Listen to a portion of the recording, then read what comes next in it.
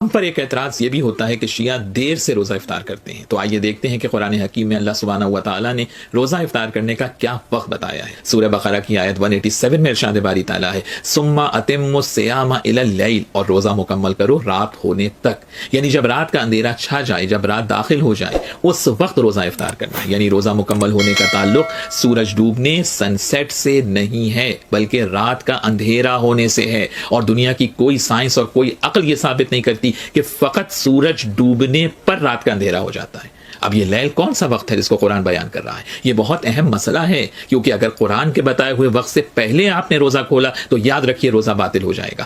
آج تو آپ کے پاس ایسے معتبر ذرائع موجود ہیں کہ جس سے آپ کو افطار کا صحیح وقت معلوم ہو جاتا ہے، لیکن لیل کو پہچاننے کا کرائٹیریا یہ ہے کہ جب سورج مغرب میں ڈوبتا ہے تو اس وقت مشرق کی طرف آپ دیکھیں کہ ریڈنس نظر آتی ہے، اور مشرق کی طرف پیدا ہونے والی یہ سرخی جب انسان کے اوپر سر سے گزر جائے اس وقت رات کا اندھیرا چاہتا ہے۔ اور یہ جو فرق ہے ہمارے اور دیگر مسلمانوں کے افطار کے وقت میں، تو یہ اسی وجہ سے ہے کہ ہم اس لیل کے ہونے کا انتظار کرتے ہیں جو قرآن نے روزہ مکمل کرنے کا وقت بتایا ہے۔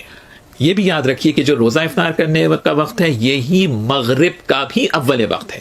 قرآن نے جہاں اوقات نماز کا ذکر کیا ہے وہاں نماز مغرب کے لیے بھی لیل ہی کا کانسیپٹ دیا ہے۔ سورہ مبارکہ ہود کی آیت 114 میں ارشاد باری تعالیٰ ہے وَأَقِمِ الصَّلَاةَ طَرَفَيِ النَّهَارِ وَزُلَفًا مِنَ اللَّيْلِ، اور نماز کو قائم کرو دن کے دونوں سروں پر اور رات کا اندھیرا ہونے کے بعد۔ یہ جو وَزُلَفًا مِنَ اللَّيْلِ ہے یہ مغرب کی نماز کا وقت ہے۔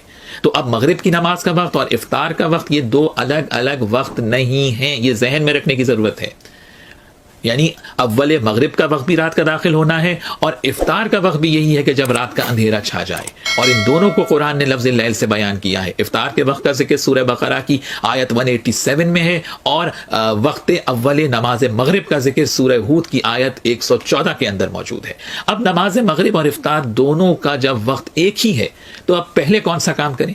تو پہلے افطار کر کے آپ پھر نماز مغرب پڑھ سکتے ہیں، مگر سب سے بیسٹ یہ ہے کہ پہلے نماز مغرب پڑھیں اور اس کے بعد روزہ افطار کریں۔ میں نے بتا دیا یہ ڈیلے 25 سے 30 منٹ کا ڈیلے ہے، 8 سے 10 منٹ کا ڈیلے کوئی ایشو نہیں ہے۔ اور اس کو سائملٹینیس کنٹراسٹ جو ہے حدیث وہ جو یہ چھپاتے ہیں، یہ چوتھی حدیث سن لیں، یہ آج آپ لے جائیں تحفہ، اس کے بعد انشاءاللہ کوئی احتیاط والے معاملے میں مسئلہ نہیں کرے گا۔ یہ چوتھی حدیث بھی حق 4 کتابوں میں، 3 مین سٹریم کی کتابیں، صحیح ابن حبان میں 7491، شعیب ارنوت نے صحیح کہا، صحیح ابن خزیمہ میں 1986، شیخ آزمی نے صحیح کہا، المستدرک للحاکم میں 1518، امام حاکم نے امام مسلم کی شرط پہ صحیح کہا، اور چوتھی کتاب صحیح الترغیب والترہیب میں شیخ البانی نے صحیح کہا 1005۔ یہ 4 وہی حوالے ہیں جو چاروں حدیث کے حوالے تھے، ٹھیک ہے۔ تو چاروں وہ بھی ویسے آپ کرنا بڑا مشکل ہے، کیونکہ اس میں تو پتہ چل گیا نا کون سا ڈیلے آرام ہے جب تارے نکل آئے، 25-30 منٹ کا ڈیلے۔ اور یہ جو حدیث میں بیان کر رہا ہوں جس کا حوالہ دیا، یہ بہت خطرناک الفاظ ہیں اس میں۔ آپ صلی اللہ علیہ وآلہ وسلم کو ایک خواب دکھایا گیا، آپ کو اکثر خواب کے ذریعے وحی بھی ہوتی تھی، نبیوں کے خواب سچے ہوتے ہیں۔ آپ صلی اللہ علیہ وآلہ وسلم نے فرمایا میں نے خواب میں دیکھا کہ 2 فرشتے میرے ساتھ ہیں اور مجھے کسی ایسی جگہ پر لے گئے ہیں جہاں پر لوگوں کی چیخو پکار کی آواز آ رہی ہے۔ میں نے پوچھا یہ کون لوگ ہیں؟ تو بتایا گیا یہ دوزخیوں کو عذاب ہو رہا ہے۔ پھر کہتے ہیں کہ میں تھوڑا آگے جب گیا تو ایک پہاڑی آئی، اس پہاڑی پر چلنا میرے لیے دشوار ہو گیا، تو 2 فرشتوں نے میری مدد کی تو میں اس پہاڑی کو کراس کرنے میں کامیاب ہو گیا۔ پھر میں نے وہاں پر کچھ لوگ دیکھے جو الٹے لٹکے ہوئے تھے، اپنے پاؤں کے ساتھ، پونچوں کے ساتھ الٹے لٹکے ہوئے تھے، اور ان کی باچھیں چیری ہوئی تھیں اور اس میں سے مسلسل خون بہ رہا تھا۔ میں نے پوچھا کہ یہ کون لوگ ہیں؟ تو بتایا گیا یہ وہ لوگ ہیں جو وقت سے پہلے روزہ افطار کر لیا کرتے تھے، افطار میں اتنی جلدی کرتے تھے کہ ابھی ٹائم نہیں ہوا ہوتا تھا اور وہ افطاری کر لیتے تھے۔ اب یہ ہم پوچھتے ہیں یہ لوگ کون ہیں؟ اہل تشیع تو نہیں ہو سکتے، وہ تو ڈیلے ہیں، ان کے تو آپ نے ڈیلے والا چھاپ لگا دی، فتوا لگا دیا، جو میں نے فتوا آج اتار دیا ان سے، اور ایک سنی منصف مزاج منہج والے شخص کی طرف سے یہ الحمدللہ دلائل سامنے آئے ہیں، یہ کسی شیعہ عالم کی طرف سے نہیں۔ ان پہ جو چھاپ لگائی ہوئی تھی وہ تو 25-30 منٹ والی ہے، وہ تو 8-10 منٹ کا ڈیلے کرتے ہیں، 3 منٹ کا تو حنفیوں کا بھی کیلنڈر احتیاط کے ساتھ ہوتا ہی ہے۔ اچھا یہ جو جلدی افطار کر رہے ہیں شیعہ تو نہیں ہو سکتے، اہل سنت میں سے بھی حنفی نہیں ہو سکتے، ان کے تو 3 منٹ احتیاط کے ساتھ ہے، پیچھے کون بات جاتا ہے؟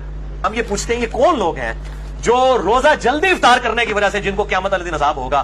ایٹ لیسٹ اس عذاب کا شکار وہ لوگ نہیں ہوں گے جو روزہ کھولنے میں ڈیلے کرتے ہیں، 5 منٹ یا 10 منٹ کا. 25-30 منٹ والا تو معاملہ علیحدہ ہے, اس میں بھی کہا ہے کہ سنت سے محرومی ہے, اس کی عذاب کی کوئی حدیث نہیں آئی ہے.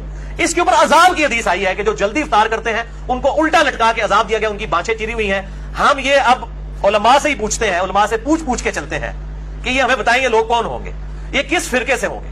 میں جس طرح کے رواج ہے کہ جیسے ہی مغرب کی اذان مؤذن دیتا ہے تو سب کے ہاتھ جو ہے وہ کھجور کی طرف, شربت کی طرف اور سموسوں اور چاٹ کی طرف بڑھ جاتے ہیں. تو کیا افطاری کا وقت یہ مغرب کی اذان کا وقت ہے کہ جیسے ہی مؤذن نے مغرب کی اذان دی افطاری کر لینا چاہیے, یا اس کا وقت